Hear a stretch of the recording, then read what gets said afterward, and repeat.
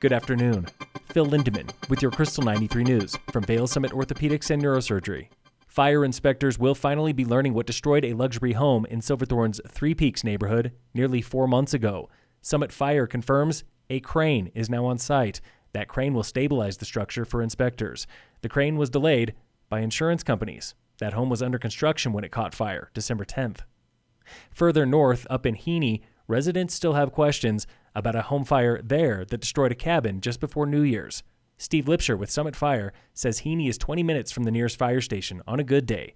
But add this. Horrible weather and the roads were super slick. And this. Other incidents going on at the same time. And this. Erroneous information about which entrance of the Heeney Road to take to get to this. And fire response that day took nearly twice as long.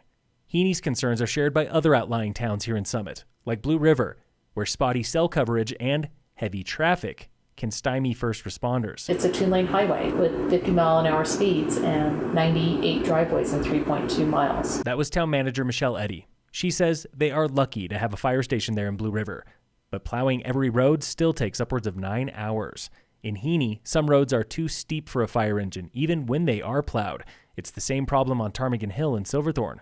This Saturday, Summit officials are meeting with Heeney locals for a broader discussion about winter access in a tiny outlying town where, as one resident puts it, it could be snowmobilers from the snowmobile tour getting stuck in the road, cows, whatever.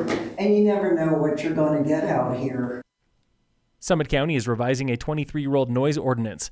But what does it mean for snowmaking? I just didn't want us to have the unintended consequences of putting our ski resorts in a really difficult position when they're just trying to do their day-to-day business. That was Commissioner Elizabeth Lawrence. Staff assured her ski resorts are exempt under a special use permit.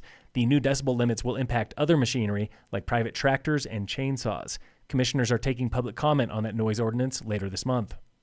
Local towns are chipping in to pay for Summit's new childcare tuition assistance program. For example, town of Dillon's contributing $150,000. By September, there will be $1.3 million available for families with 3- and 4-year-olds countywide. The Old Baymont Inn off Exit 203 in Frisco is open again as a Marriott property, the AC Hotel Frisco. This rebranded hotel has been in the works for more than 3 years now. Renovations began in late 2019 and were delayed multiple times. Colorado is still keeping tabs on COVID-19, showing caseload is low here in Summit and most of the high country.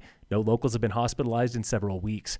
COVID rates are highest on the southern border and portions of the Front Range, where the population is the heaviest.